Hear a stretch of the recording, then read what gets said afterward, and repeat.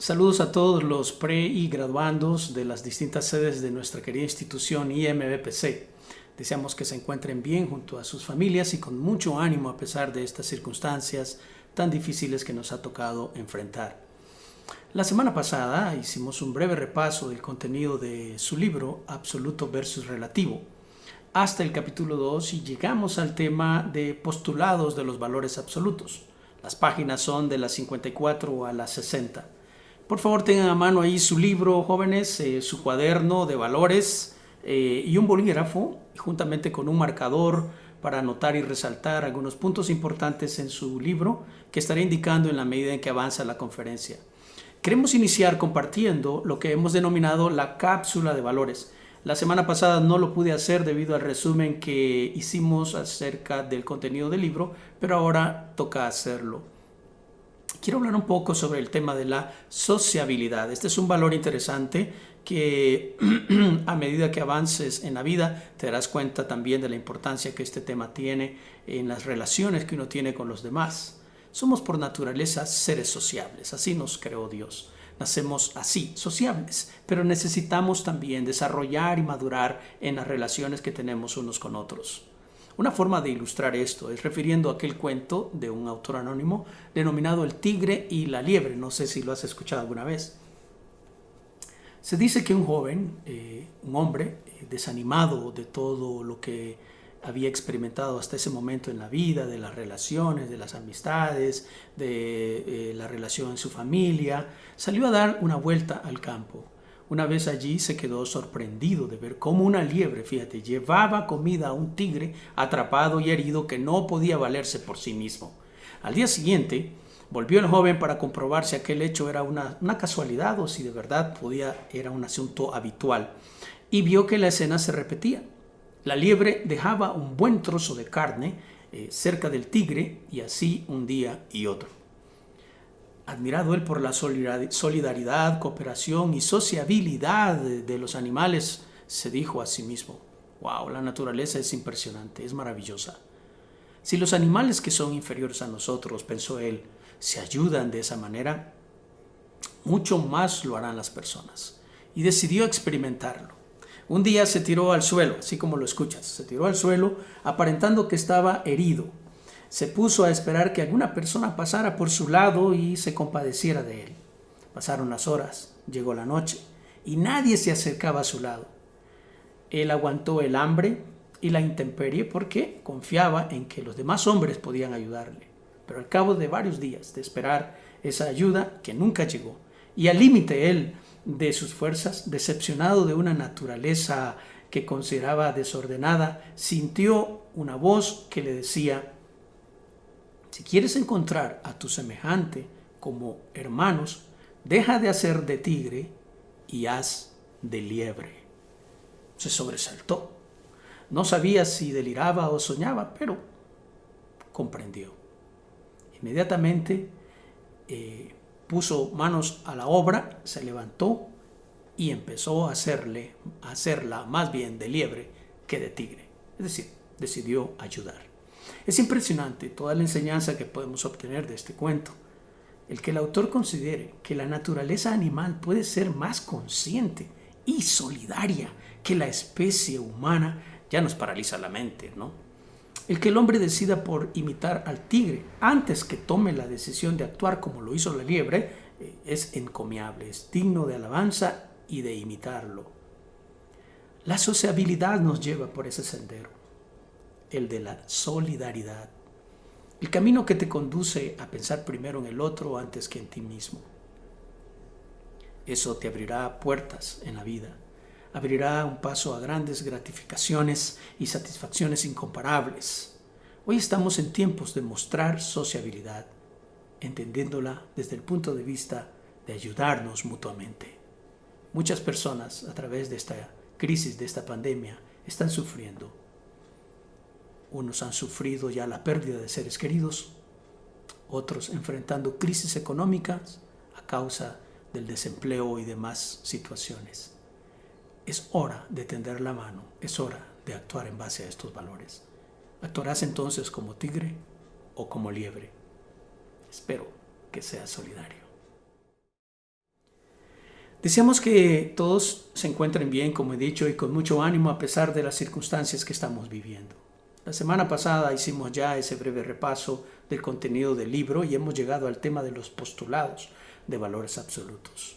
En la página 54 y 60, como dije anteriormente, y vamos a tener listo ese material para poderlo usar.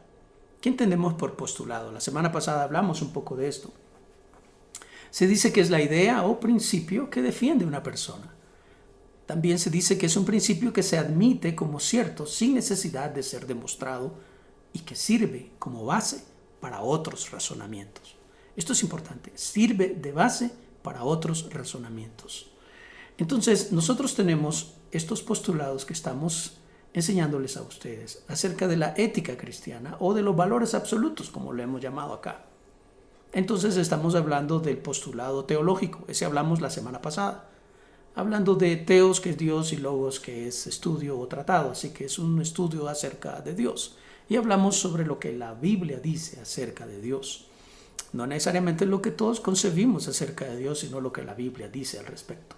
Hoy queremos ver el postulado cristológico, es decir, el estudio basado en la persona de Cristo. En la página 55 encuentras ese dato. Es interesante que aseguramos que el Cristo es el Mesías, el Redentor de Israel y de todas las naciones del mundo. Se dice de él que es el pan, él dijo que él era el pan de vida, que era el maná que venía del cielo. Él había venido a declarar y a revelar o a dar a entender al Padre, entre otras cosas. Sabemos muy bien que de él se dice la Escritura que es el principio y el final, que es el creador y sustentador de todas las cosas, según podemos leer en muchas partes de la Biblia, especialmente en la carta a los Colosenses, en el capítulo 1. Entendemos que Él ha venido del Padre y ha venido a redimir al hombre, es decir, ha venido a morir en la cruz del Calvario, para darle al hombre una segunda oportunidad en la vida, una oportunidad que le va a ayudar a regenerarse, a cambiar los conceptos erróneos que hasta ahora ha tenido, hasta ahora en que Él llega al punto de llegar a reconocer a Jesucristo como el Señor y como el Salvador. Tú puedes marcar todo lo relacionado a ese punto en cuanto a Cristo, pero es importante que reconozcamos cuál es el aporte que Cristo ha hecho para la humanidad en relación a la ética. Hay muchos aspectos que podemos tratar hoy, pero voy a mencionar por lo menos 4. El primero, y este es un valor importante, el respeto y la obediencia a los padres. En alguna ocasión, en una entrevista con un joven rico, él le dijo: honra a tu padre y a tu madre. Y el que maldiga al padre o maldiga a la madre, que muera irremisiblemente. Esta era una ley importante dentro de Israel. Los hijos no podían faltarle el respeto a sus padres. Este es un gran error hoy en día. Los hijos creen que las saben todas, porque incluso uno de padres se mira un poco atrasado en relación a asuntos tecnológicos, por así decirlo. Usos de WhatsApp, de usos de Zoom, de Google Meet y de todos estos programas y sistemas que podamos emplear hoy en día. Pero eso no quita que se debe respetar al papá y a la mamá, no quita que se debe obedecer a papá y mamá, no quita que se le debe la honra a ellos. Y debo animarte a practicar este valor importante también, el respeto y la obediencia a los padres. Este es un principio que Jesús mencionó constantemente a las personas. Hablo de otro, y es el amor a Dios y al prójimo. Jesús dijo estas palabras: amarás al Señor tu Dios con todo tu corazón, con toda tu alma y con todas tus fuerzas y con toda tu mente, y a tu prójimo como a ti mismo. ¿Me escuchas? Amar a Dios como un principio de vida es importante. Amar a las personas también es otro principio importante. Y no descuidarse de uno mismo, por supuesto. Esto ya lo traemos de por naturaleza. Todos nos cuidamos. Todos deseamos el bien para nosotros mismos. Todos buscamos superarnos por nuestras propias pistolas, por así decirlo. Pero realmente pensar en el prójimo ya nos cuesta bastante. ¿Quién es el prójimo? La palabra prójimo significa próximo. Así que el que está próximo en tu casa, ese es tu prójimo. Sean tus hermanos, tus papás, tus tíos, tus abuelos, los que estén cerca, esos son tus prójimos. Los del vecindario. Cuando sales y caminas en la calle y te encuentras con gente, esa gente que está próxima a ti es un prójimo. Por eso se llama prójimo, que está próximo. Entonces es importante que consideres estos puntos en tu vida. Y Jesús aportó este detalle importante para la vivencia y convivencia de los seres humanos. También habló del trato a otros. ¿Has oído esa famosa regla de oro? Sí, esa que dice, trata a los demás como querrías que te traten a ti. Esta es la famosa regla de oro. ¿Qué la dijo el Señor Jesús? Se lo dijo a sus discípulos. Todas las cosas que ustedes quieran que las personas hagan con ustedes, así también háganlas ustedes con ellos, porque esto es la ley y los profetas. Queriendo dar a entender que si no cumplimos cualquier otro aspecto en la ley, pero cumplimos el punto de llegar a esto, de tratar a las personas como quisiéramos que nos trataran a nosotros, esto es una regla de oro, realmente esto es maravilloso. Así que te animo, tú estás demandando que, vamos a decir, tu novia te sea fiel, pues sé fiel tú también. ¿Qué te pasa? Tú estás demandando que tus papás te respeten y te quieran, manifiesta eso también. Tú quieres que tus cuates sean buena onda contigo y todo eso, pero sos mala onda, olvídate de eso. Entonces es importante que consideres estos aspectos en tu vida. Otra cosa que habló el Señor Jesús, y es la cuarta, es evitar la codicia y la avaricia. Él relata una historia de un rico que fue insensato. Le dijo en una ocasión, la heredad de un hombre rico había producido mucho, dijo él. Y él pensaba dentro de sí, es decir, el rico, ¿qué haré? Porque no tengo dónde guardar todas mis cosechas, mis frutos. Y dijo, ya sé, voy a hacer esto. Derribaré mis graneros, dijo él, y los edificaré mayores, y allí guardaré todos mis frutos y mis bienes. Y le voy a decir a mi alma, alma, muchos bienes tienes guardados para muchos años. Repósate, come, bebe y alégrate. Pero Dios intervino en la vida de este hombre. No sé cómo, pero intervino. Y el hombre escuchó la voz de Dios. ¿Qué le dijo? Necio. ¿Escuchas? Necio. Esta noche vienen a pedir tu alma y lo que has provisto. ¿De quién será? ¿A quién le quedará? Así es el que hace, dijo Jesús, tesoros para sí y no es rico para con Dios. Jesús habló de otras cosas, pero te mencioné estas 4 claves importantes en la vida y las repito. Y puedes anotarla en tu cuaderno, por favor. El respeto y la obediencia a los padres. El amor a Dios y al prójimo. El trato a otros, como me gustaría que me tratase. Evitar la codicia y la avaricia, como el caso de este rico.